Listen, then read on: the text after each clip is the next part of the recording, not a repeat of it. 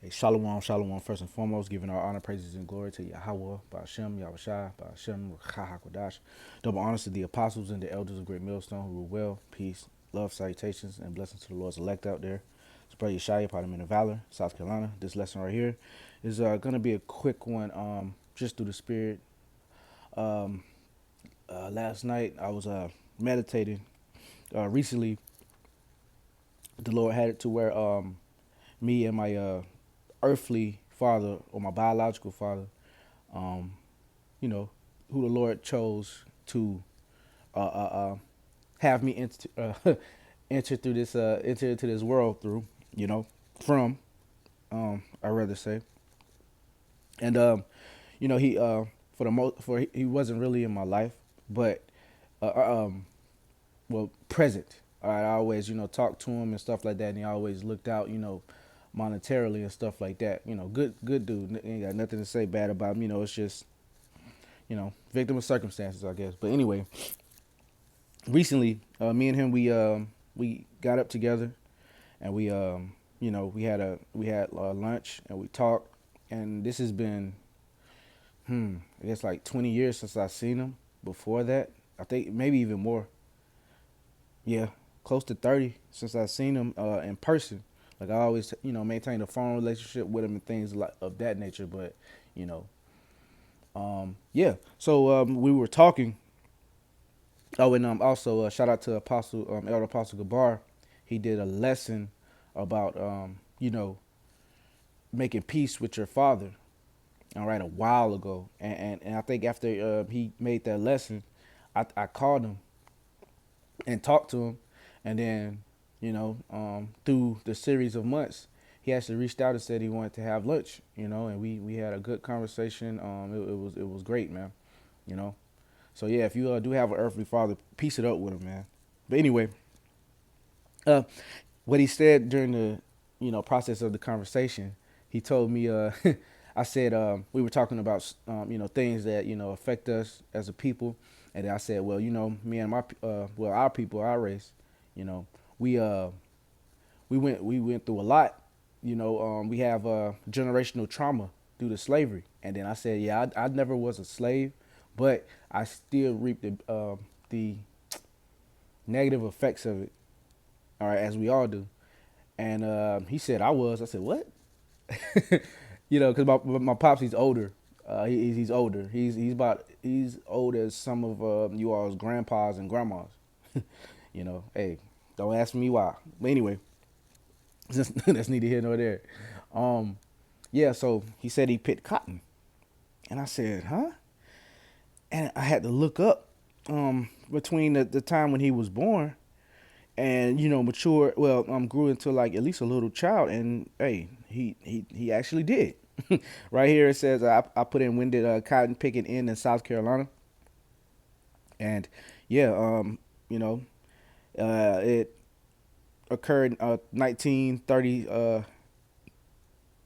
Yeah, it transitioned from hand picked cotton from 1936 to 1960. Right now, 1960, that's an important date. Especially around 1969. So without further ado, I'm going to go into a couple scriptures. I didn't want to make this too long.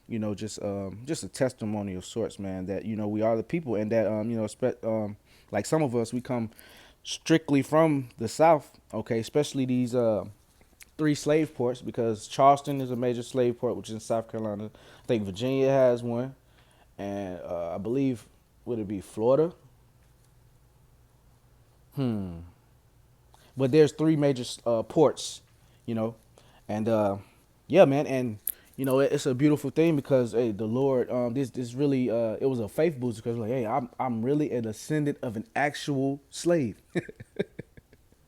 actual slave, through the spirit of power, through the spirit of the Lord. I always knew I was Judah, and people,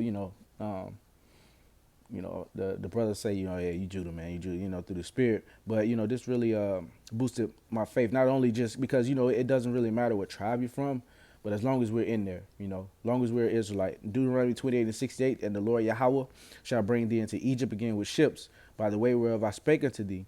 Thou shalt see it no more again, and there ye shall be sold unto your enemies for bondmen and bondwomen, and no man shall buy you, or no man shall redeem you. So this is the prophecy of slavery. The Southern Kingdom coming over here into the Americas and serving slavery. All right, that's how we know other people. Okay, and if I was privy to this information years ago when I started teaching, every time people say, "Oh, this doesn't apply to you. This doesn't apply to slavery. This doesn't apply to you," I would have said, "Hey, my actual biological dad picked cotton. You know, I'm, it's not something to be proud of, but I mean, it's something to possess because it happened, and the Lord said that as a people, we would go through these things. So, you know, uh, like I said, I don't want to make this too long. Romans 8 and 16, just some milk scriptures, man, because we know we're the people of the Lord, man. The Romans 8 and 16, the Spirit itself bear witness with our spirit that we are the children of the Most High. So there you go, man. Spiritually, we know that we're the people. The Lord is giving us trinkets, giving us signs that we're the people, especially even personal signs, man. Some brothers are caught up with what tribe they're from. Hey, as long as you're part of the tribe, and as long as you in there, as long as you are in the 12, man, it doesn't even really matter. The scriptures talk about countless genealogies, and but sometimes through the Spirit, the Lord will let you know what tribe you're from. And when he said that, when my pop said that, I said, man, wow, that's heavy. Got to be Judah, man. But anyway, the book of Isaiah, chapter 30 and verse 20. And though the Lord give you the bread of adversity and the water of affliction, ye shall not shed. Slack you. Verse Isaiah 30 and 20. And though the Lord give you the bread of adversity and the water of affliction, yet shall not thy teachers be removed into a corner anymore, but thine eyes shall see thy teachers. And like I said, I brought up that 1969. That's a very heavy point in prophecy. Okay, that 3.5 days. Okay, roughly from 1619 when we were brought over here from the interiors of Africa, the west coast of Africa. Okay, and that's crazy. Through the Spirit, I watched a little short documentary from the History Channel detailing how nasty the conditions were on the slave ships. So and then the Lord had it to where I thought about that, and I was like, man, we were actually slaves, and we were actually probably on those ships, man. Through reincarnation, because everyone is a part of the curses. All right, we all went through the curses. All right, through the process of time. Through 3 or 4 generations, we all tasted of that cup. Right, but yeah, hey, the Lord said, I should see our teachers, man. Okay, and if my pops was privy to the knowledge, he would be happy. 1969. But anyway, yeah, that's neither here nor there. I got two more. This is the book of Revelation, chapter 11 and verse 11. And after 3.5 days, the Spirit of life from Yahweh Bashem Yahushua entered into them, and they stood upon their feet, and great fear fell upon them which saw them. So there you go. All right, hey man. So hey, the Lord did it. The Lord did it, pops. You went from you went from picking cotton to your son bringing out this truth. In all truth and sincerity, man. Hey, the Lord did it. The Lord got you, man. One more, Revelation 13 and 10.